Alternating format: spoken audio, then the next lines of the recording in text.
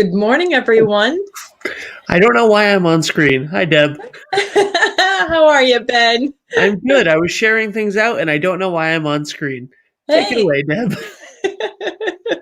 See, these are the fun things that happen when you run a live show on the internet. The unexpected happens, as is always the way with life, right?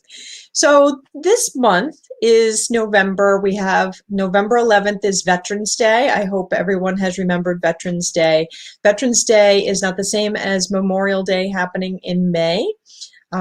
Veterans Day is when we honor our veterans who have served. We honor our living. Memorial Day is when we honor those veterans who have passed away, those service members who have passed away. So 11/11 is a great day to make sure that you buy a veteran a cup of coffee, really be mindful of the sacrifices that have been given. For those of you who don't know, because I know sometimes, we get lost in time of what the dates particularly mean. 11/11, November 11th at the 11th hour is when World War I, all the Allied powers signed the Declaration and ended World War I. And so it's a day of celebration. I had the hope, and I still have an open invitation to anyone watching. I would love to speak personally with some World War II veterans. In my quest, I was super lucky to find an organization located right here in Rhode Island called the World War II Foundation. It is located in Wakefield, and the founder is Mr. Tim Gray. He's a documentary filmmaker. Mr. Gray has a phenomenal website, the www.iifoundation.org. It is a treasure trove of information on World War II. So I'd like to give you a small example. If, Ben, you can bring up that video for me, that would be great.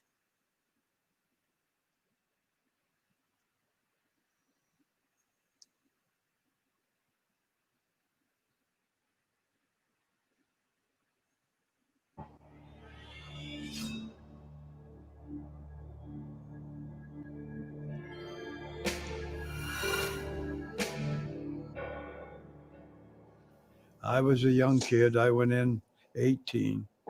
I was a Canadian citizen at the time, so I had to wait to be drafted. But I went down, told me, and I was just as probably worse than some of the 18-year-old kids today because I had no family. I went to basic, and they said, "Here, you're going to be a medic." No, no choice whatsoever. And during basic, we had half a day of medical training. The other half was infantry training. I jumped in, couldn't find any of my friends for about 5 hours. And my first impression was, what am I doing here? I had never felt so alone in all of my life. Finally, after about 5 hours, I hooked up with some other men. They were from the 502nd Infantry. I kept wondering at the very first time, am I going to be able to do it the way I should do it to save his life? Fortunately, the first one I had was just a broken leg. But all the time, I kept wondering, am I doing enough? And it is still, every once in a while, I often think, especially when I was in New York, did I do enough? And why am I not laying there with those boys?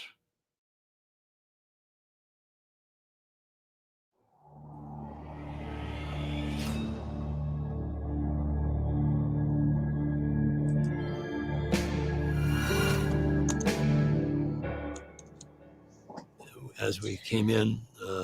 Ooh, there we go. So let me tell you, Mr. Gray has some really amazing videos. And if you want to see more firsthand experiences, if you want to learn real history, go to his website. I was lost there for hours, and I will be more than happy to share more of his videos throughout this month.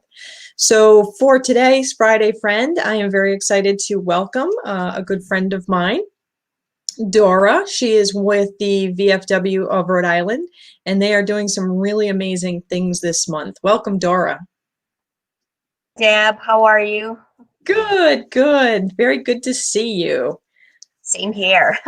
Yeah, so last time we spoke was at the Calling All Veterans Day in August. Raytheon was our sponsor for the Calling All Veterans Day, as was Cross Country Mortgage.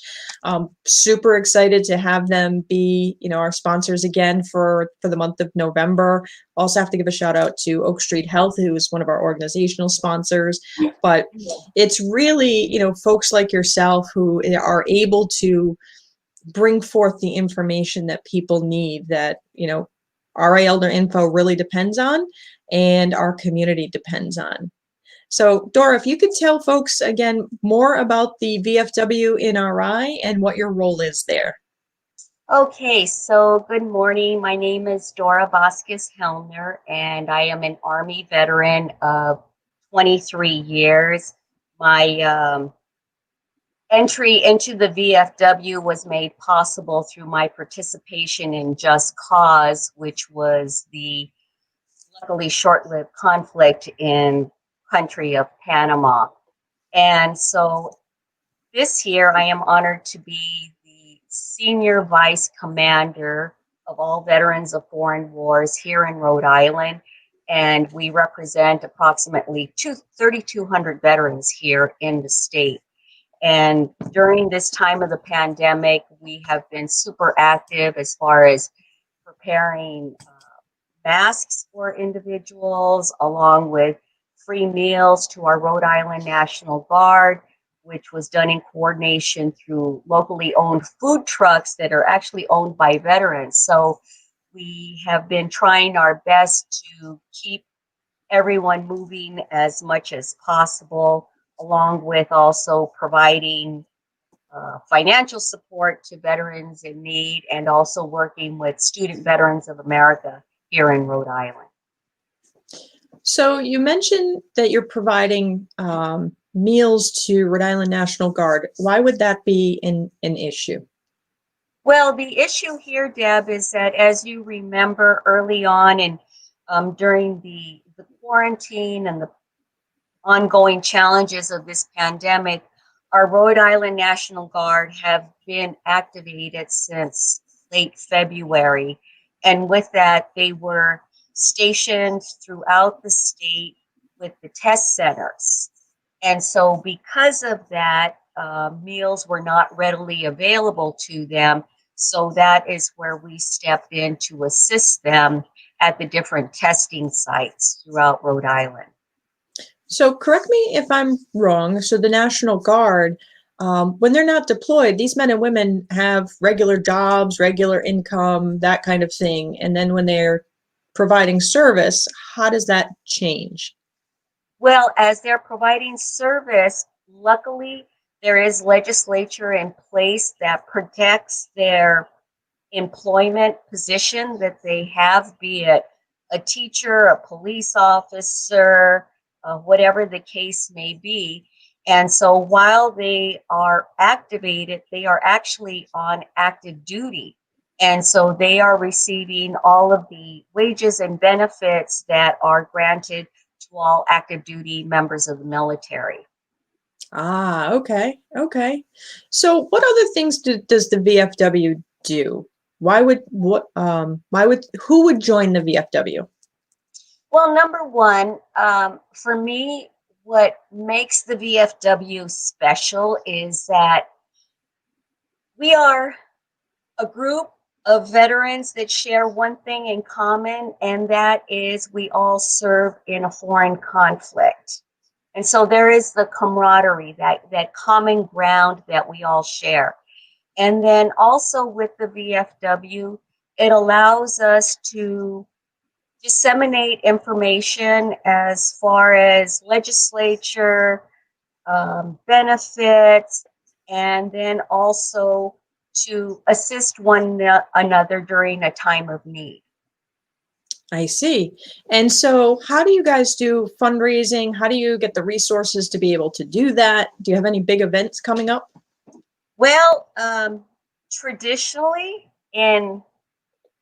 in years past, I'm trying to stay on the positive. In years past, we have held multiple fundraisers, be it um, different dinners. We've had different events, like such as this year, we're also hosting a bowl-a-thon in the area of Wakefield in North Kingstown. So fundraisers have taken on in the past a very different image as compared to this year. And then also one of the big fundraisers that we hold during Memorial Day and Veterans Day is the Poppy Drive. And the funds that are collected during those poppy drives, which are donations, are geared specifically to assist veterans in need. But again, this year, because of the quarantine, the pandemic, many of our posts have been hosting virtual poppy drives. And in fact, one of our posts in Wakefield, 916, what they did, they went a step further and they requested the kits to construct the poppies because at the national level, the poppies could not get assembled because, again, of quarantine restrictions. So the poppies. So that is when, usually in the vicinity of Memorial Day, there are men and women. They're always outside my local grocery store, and they have the red flower. And you make a donation, you get the red flower. For me, it hangs on the mirror in my car. What does that red poppy mean? Does it have any symbolism, or is it just a nice here, thank you? Okay, I'm getting emotional now, Deb. So, Oh, I'm sorry. no, that's all right. The red poppy is to honor our fallen, and it came about during World War I. And there's a beautiful poem that honors the red poppy on Flanders Field. And so again, every year during Veterans Day, Memorial Day, we distribute the poppies so that we can remember our fallen comrades. And also with the red poppy, there's another color poppy that has come up, and that is the purple poppy. The purple poppy actually started in Australia, and that was to honor our fallen animals that have served in conflicts. Because as we know, especially right now, there is a huge canine element during our current conflicts, and in years past, canine and also horses. So the purple poppy has now crossed the ocean and has come into the United States. And in fact, the person who made that transition possible was Susan Bahari, who is a wonderful artist, and she is responsible for creating many beautiful bronze statues. And in fact, one of them sits in the great state of Connecticut, and that is Sergeant Stubby, a little pit bull who actually served in World War I. And then most recently, there was a monument that was unveiled at the Women's Museum in Arlington National Cemetery. Wow. And through the magic of the internet, in a very short duration, I was able to, technically Ben behind the scenes was able to find that poem. And that poem goes, "In Flanders Fields, the poppies blow between the crosses, row on row, that mark our place, and in the sky, the larks still bravely singing fly. Scarce head amid the guns below, we are the dead, short days ago. We lived, fell down, saw sunset glow, loved and were loved, and now we lie in Flanders Field. To take up our quarrels with the foe, to you from falling hands we throw. The torch be yours to hold it high. If ye break faith with us who die, we shall not sleep, though poppies grow." It's a beautiful poem. That it is. And again, that's where our buddy Poppy is connected. And again, to remember our fallen veterans. Yeah, yeah. So that's really powerful stuff, and the VFW works to honor and remember those who have fallen before. Um, isn't there also something else coming up that is going to be taking place in the next week or so for veterans as a large way to honor and provide additional information and resources for veterans? Yes, Deb, there is. Every year since 2013, every year in the city of Providence, we host Waterfire. And as you know, each month during the Waterfire events, they honor a specific group. And so in 2013, we were honored with the Salute to Veterans.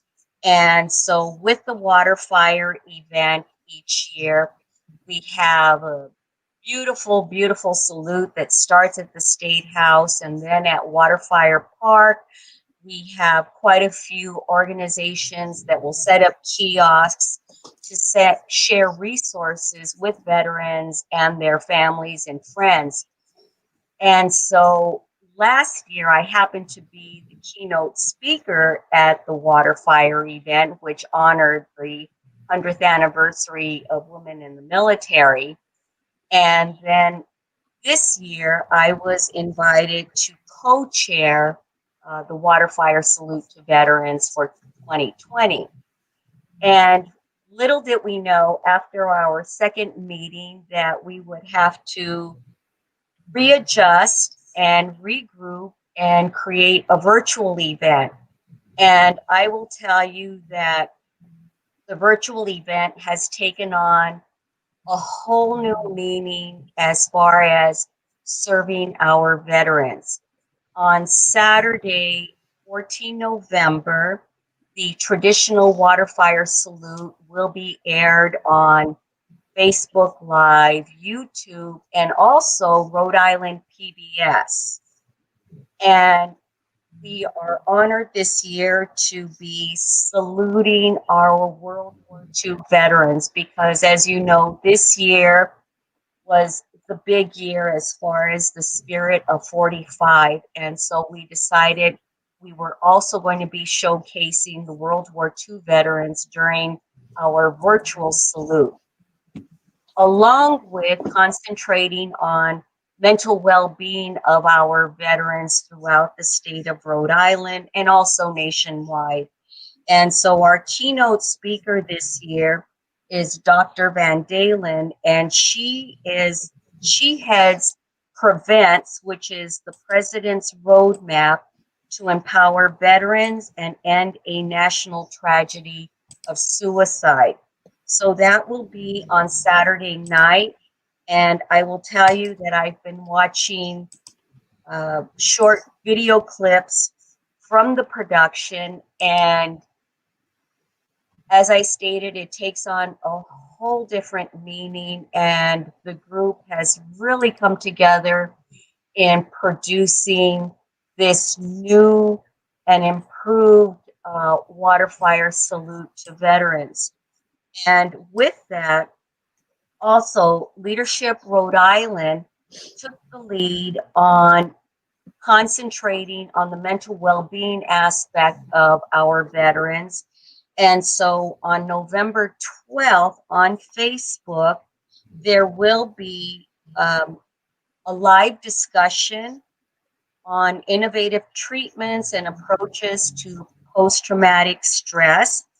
And we will have three individuals talk about different programs, especially our VA Medical Center. Dr. Noah Phillips will be talking about an innovative program that they've been working with to assist veterans with PTSD that is medication free. So that will be on Thursday at 12 o'clock. And then on Friday, 13 November at 12 o'clock, the theme on that event will be managing post-military employment success, because military, making the transition from the military life to the civilian sector poses many different challenges. And so there are many different resources available to us, but that will be the theme on Friday. Wow. So that you've got a lot of stuff going on. That just sounds absolutely amazing. And so where were people, do they have to sign up for this, or how can they participate? Well, the easiest way to participate would be for the Thursday and Friday sessions. Those are on Facebook. So if the individual just goes directly to the Waterfire website, they will find the links for the two Facebook chats on Thursday and Friday.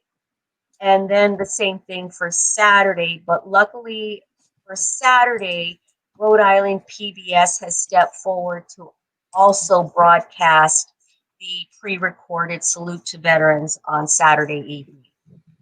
That's awesome. So it sounds like there's a lot of good things going on right now for those who have served. And if somebody wanted to support the VFW and their mission, how would they do that? Well, they can, number one, that would be greatly appreciated because the donations, the VFW runs solely off of donations, and our donations then go back to helping out our community. So the easiest way to do it would be if you are not in contact with a VFW post in your community, to contact vfwri.org and make your donations to our state level organization. And are you collecting canned goods or anything like that for the holiday season for veterans? At the moment, we aren't, but there is, and unfortunately, I don't have that information readily available, but the Veterans Home in Bristol is seeking donations for a number of items. And I can share the list with you, Deb, that you can Yeah, that'd be place great. it on your website, because they need toiletries, pajamas, socks, and all the different sizes that they are requesting for our brothers and sisters at the Veterans Home.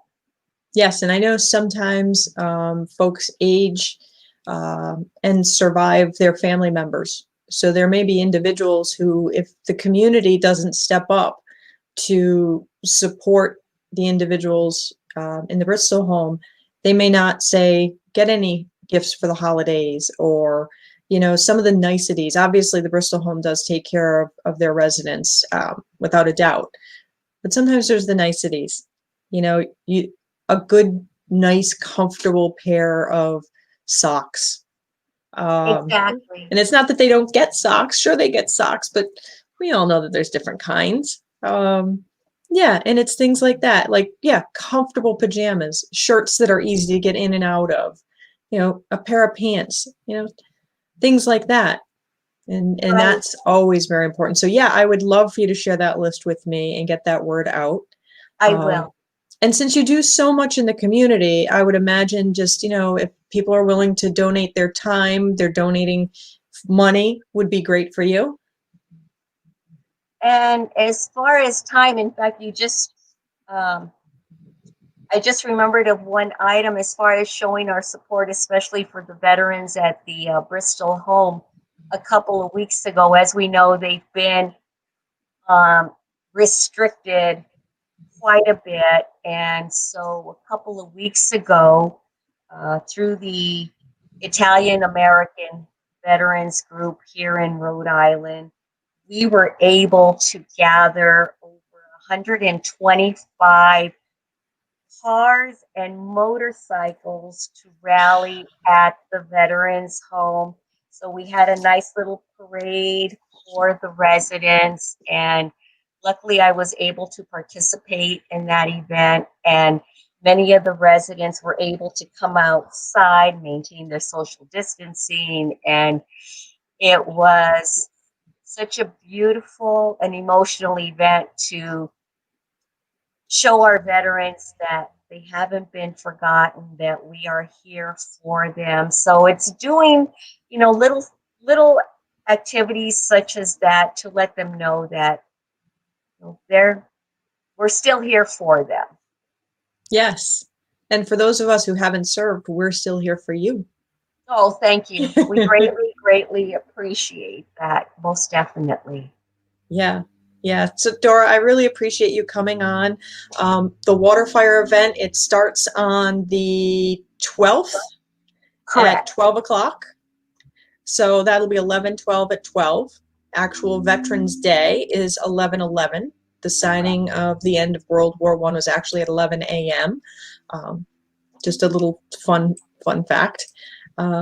But Dora, I really appreciate you coming on and sharing this Waterfire event. I know I always participate every year. I'm down there checking it out, and it's absolutely amazing when it can be done live. They've got that giant flag held up by the cranes, and it's incredibly moving.